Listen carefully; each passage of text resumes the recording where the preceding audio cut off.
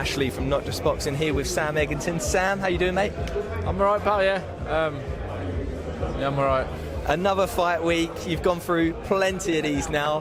What are we going to be expecting on Sunday night? It never changes, does it, pal, if I'm honest.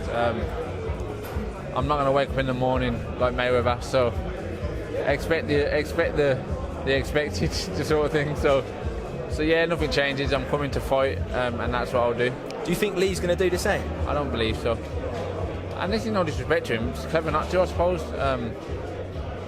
But I just don't believe it, brother. Anyone that comes for a fight with me, it's meat and drink. You know, there's no way you're going to have an easy night of it or have a good night of it, anything at all. So it's definitely been playing cat and mouse in camp. But at some point in the fight, it will turn into a dog fight, and that's where I'll find him. So the British public absolutely love you. You've been in some great wars over the years. You know, you always draw a crowd, and everyone's going to be tuning in thinking it's going to be fight of the night. Yeah. Have those wars changed over the years? Has it changed your mindset now, or are you still just as game as you were from the beginning? I'm just as game, brother. It's why I don't like people mentioning how many fights I've had and how long I've been here, because like I said at the press conference, it puts a bad perception on me. They just think I'm here for jokes. I'm here to make a bit of dough, make up the numbers and go home sort of thing. It's not the case. I wouldn't diminish my career like that. The first time I feel like shit, whether I win or lose, and I feel like I should have done better, that'll be the time I'll be out. I won't diminish my career just to earn a bit of dough, because you know it's in the history books. You know what I'm saying? So yeah, the war didn't change at all. I enjoy it. I do my job because I enjoy it. I'm still here because I enjoy it. And you've sold a lot of tickets. Yeah, and like I say, I've got to thank them from the bottom of my heart. Like I say, I don't know anyone else who's been here for 13 years, 45 fights, selling any tickets. Never mind 300. You know, so yeah, I massively appreciate it. What is it that makes the Lee Cutler fight so interesting for the fans, do you think? Brother, I wish I knew. Like I say, I've never watched him, so I can only go off the fact that they've seen me box and seen him box, and they expect it to be a good fight. So that's where I'm crossing my fingers and hoping, you know what I'm saying. But do you expect him to be any different to his previous performances? Do you expect him to bring the best? Oh, so you've never seen him fight at all? Box at all. Wow. I don't watch boxing. So what do you do in your free time if you're not watching boxing? Football? I got 3 kids, mate. I got 3 kids and they run riot. So yeah, I'm not a massive boxing fan. I like Muay boxing. Do you know what I'm saying? But boxing in general, you'll never catch me at the start of the week saying, "Oh, the boxing's on the weekend. You're watching it." I'm not that guy. I never stayed up for any of the late night Mayweathers or anything like that. I weren't.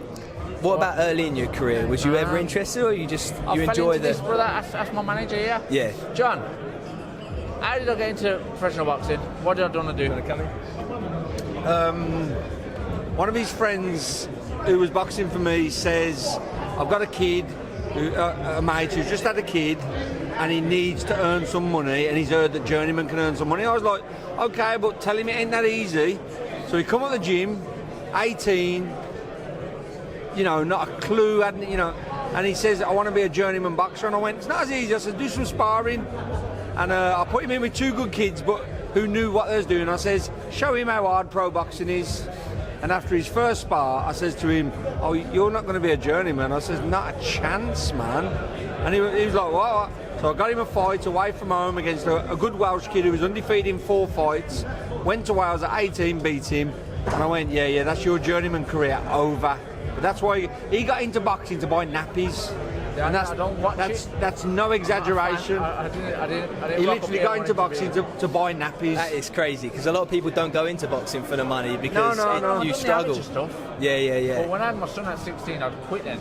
I had a little job and I got made redundant, and that's when I rang my mate who would turn over with John, and that's where it all snowballed to fucking today. Did you ever imagine you would end up here at this moment with all the crazy fights? Give it a clue though, because I pretty quickly was telling people, and a lot of people laughed.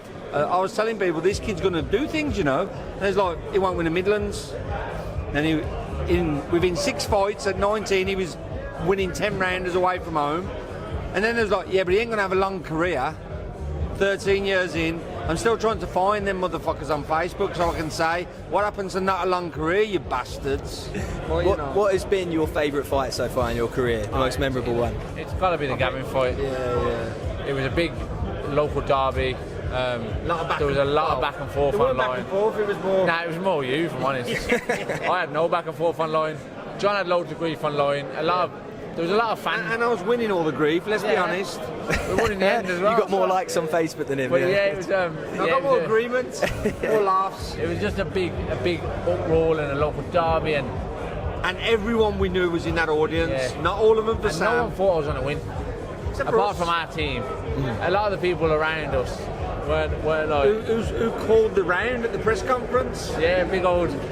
Called the round. I So hope many you put people money won on some it. betting. Yeah. I don't bet. I never have done. But Eddie Hearn was sticking on people's toes, and there was all like saying, "Oh well, I'm just going to win." So he said to me, and I went, "Right, he's going to do it like this in round 8." Yeah, it did. Incredible. Right, I'll leave you guys to. Yeah, no worries. It's been a long one, but yeah, like I say, I don't watch boxing. This is how I fell into it, and this is where we are today.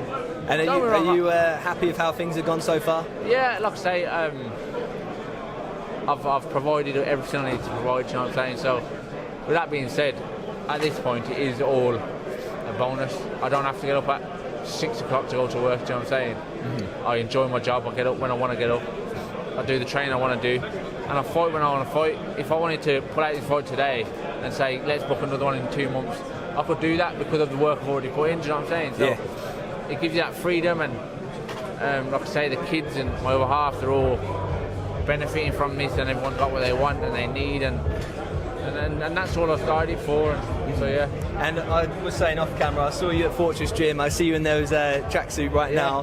How was it going in there anyway? Are you mates with Gaz and that? Yeah. So what it was, I asked for some wraps. I think it was wraps. I asked for some wraps. I said, come on. So I went up there.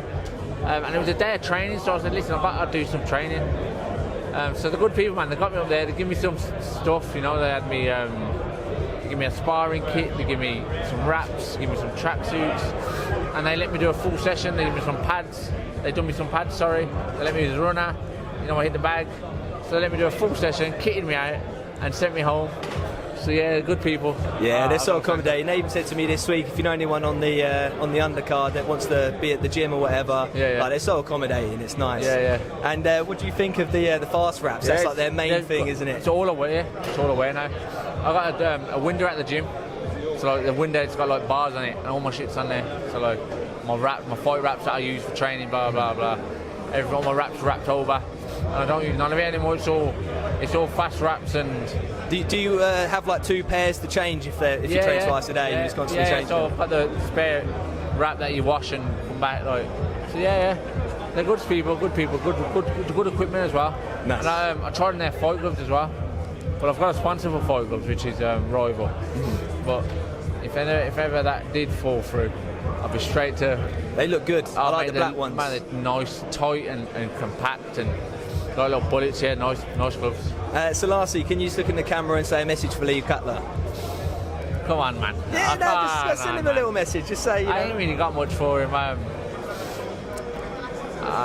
know. I ain't that you guy, don't have to. I ain't that guy. Do you want to thank your fans? Because you sold a lot of tickets. I do want to appreciate and thank everyone that brought a ticket.